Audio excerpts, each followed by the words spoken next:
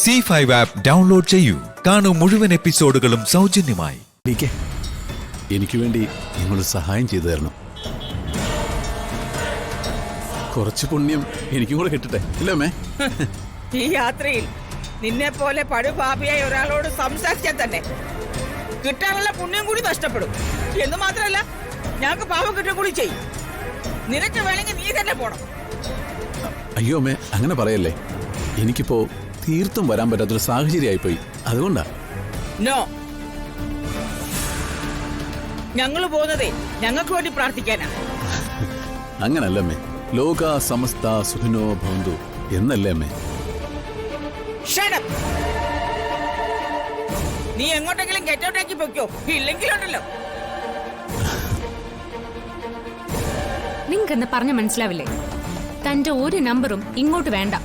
ജ്യോതി please, ഇതെന്റെ നിർദോഷകരമായ ഒരു ആഗ്രഹത്തിന് വേണ്ടിയാ, അല്ലാതെ ആരും ദ്രോഹിക്കാനൊന്നുമല്ല. ഒരു മിനിറ്റേ, ദാ ഈ താലിയും ചരടും ഒന്ന് പൂജിക്കണം, അത്രേ ഉള്ളൂ.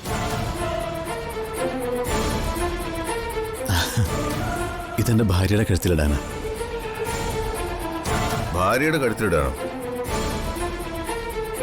ഏത് ഭാര്യയെ കുറിച്ചാ നീ പറയുന്നേ? സൂര്യൻ നിന്റെ കയ്യിൽ നിന്ന് പ്രാണനം കൊണ്ട് ഓടിപ്പോയില്ലേ? ഇത് അവളുടെ കാര്യമല്ല, ഞാൻ പ്രിയയുടെ കാര്യമാ ഉദ്ദേശിച്ചത്. മതി, നിർത്തിക്കോ നിന്റെ അഹങ്കാരം. എന്റെ അനിയത്തിയുടെ കാര്യം തീരുമാനിക്കാൻ നീ ആരാ?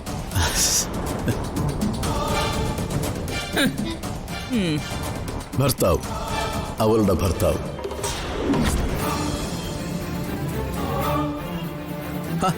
ഞാൻ അവളെ താലി കെട്ടിയല്ലോ, അതോടെ അവളെന്റെ ഭാര്യയെ കഴിഞ്ഞല്ലോ.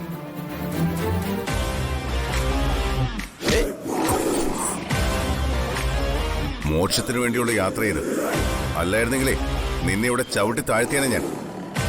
എന്നെ കൊണ്ടത് ചെയ്യിക്കരുത് നീ. എന്റെ അനിയത്തിയെ നിനക്ക് ഈ ജന്മത്തെ തൊടാൻ പോലും പറ്റില്ല. അതെങ്ങനെയാ ജ്യോതി?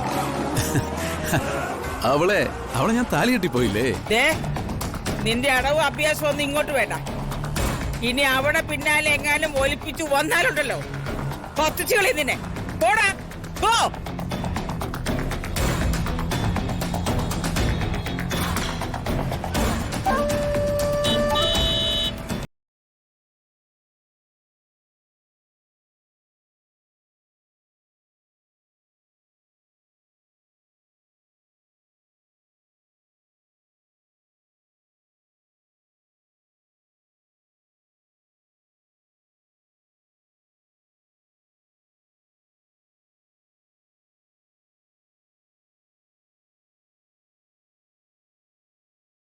അതെ, ഞാൻ ഇവിടെ തന്നെ ഉണ്ടാവും കേട്ടോ.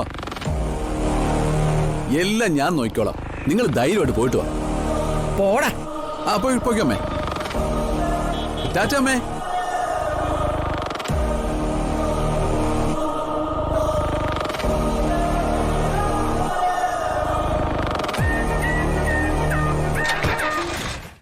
ഡൗൺലോഡ് ചെയ്യൂ C5 ആപ്പ്. കാണൂ എല്ലാ എപ്പിസോഡുകളും സൗജന്യമായി.